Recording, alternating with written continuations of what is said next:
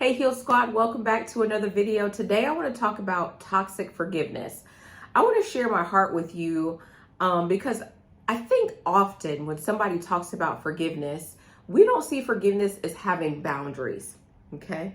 And so today I want to talk about that. I have worked with many women as a coach and also as a trauma therapist who engage in what I call toxic forgiveness, or who have people in their lives who push them into toxic forgiveness. I believe that forgiveness has boundaries and you don't have to reconcile with everyone that you forgive. I believe that just because you forgive someone doesn't mean, one, you're agreeing with what they did, and you're putting your stamp of approval on it, but two, it doesn't mean that you have to allow that person to remain in your life. I don't believe in being the bigger person as it relates to forgiveness. Okay, let me say that one more time. I don't believe that you got to be the bigger person as it relates to forgiveness, okay? And what I mean by that is, I'm going to forgive you and allow you in my life because I'm trying to prove that there's something, I'm of a higher moral status or whatever. I don't believe in that. I believe that you can forgive and may the Lord watch between me and thee, okay? As we go our separate ways. So when I first started Heal the New Sexy as a coach, I would say from trauma and toxic relationships to true love.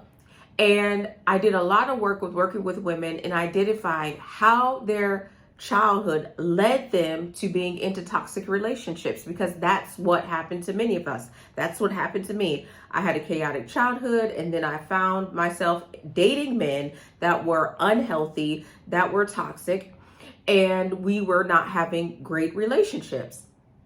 And the reason why I'm doing this teaching on toxic forgiveness is because I want to do more teachings as it relates to childhood trauma and how it shows up in your romantic relationships. And so I just want to lay the foundation. That's why I'm doing this video. I know everybody won't watch this video or see this video, but I want you to know where I stand. I am not going to encourage you, I'm not going to encourage you to keep a relationship with your mom and she was neglectful. I'm not going to encourage you to keep a relationship with your father and he mistreated you or he abandoned you. I'm not going to tell you to keep a relationship with your children's father because you guys have been together for years and what about the kids, those type of things. No, that's toxic forgiveness.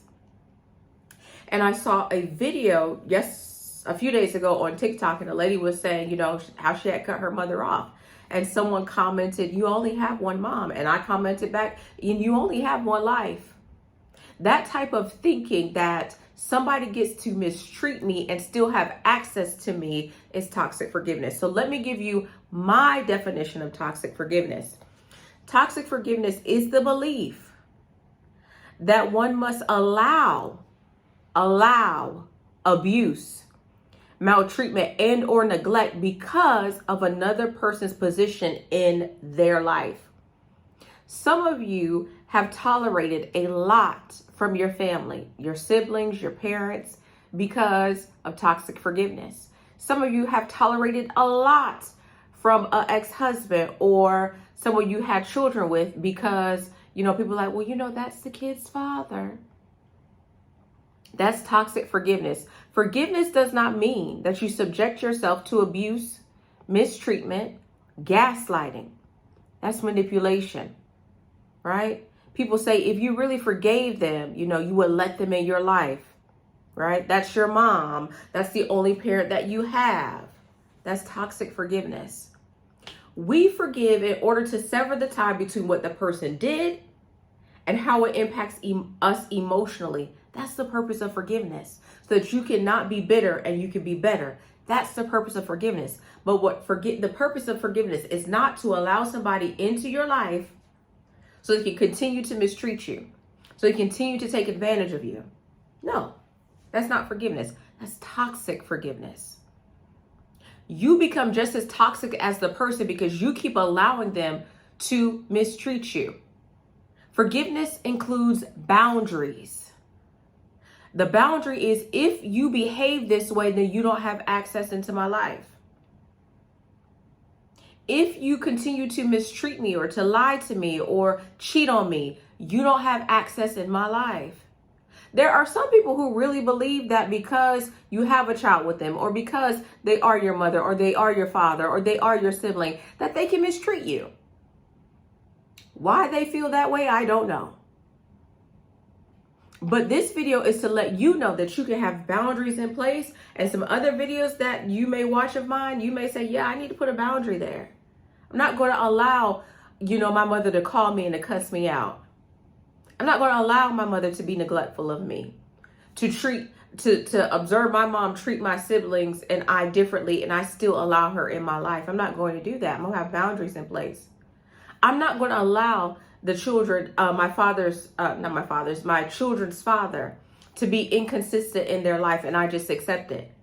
Because people are like, girl, you need to get over the relationship that you guys had and it failed, and allow him to be in your children's life. But you know that he tells your child that he's going to call them back on their birthday, and he does it. You know that he goes months without seeing them, but then he gets them one day, and now he's taking all these pictures and posted them on Instagram. And so people are telling you that you're being petty and you need to grow up, when the truth is he's not doing what he needs to do as a father. And they're misinterpreting the situation as you being a bitter baby mama, versus you are trying to protect your children so they don't struggle with rejection, and they don't struggle with having to recover from their childhood, because we want to raise children that aren't recovering from their childhood, because we know how that is. It's toxic forgiveness that many of us have accepted as a norm. And we allow people to be in our life and play in our face. But you don't have to do that anymore. Forgive them, absolutely, but have boundaries in place. So that this is the thing, you have to have a level of self-preservation. You do. And many of us have been conditioned not to have any self-preservation. We've been conditioned to allow others to mistreat us and to mishandle us, and to forgive, because the Bible says forgive 70 times 7. And if somebody does something, turn the other cheek. But the Bible also says that he came that we may have life and have it more abundantly. And abundant life doesn't include toxic forgiveness. It doesn't include allowing someone to remain in your life and remain with close proximity and to keep injuring you.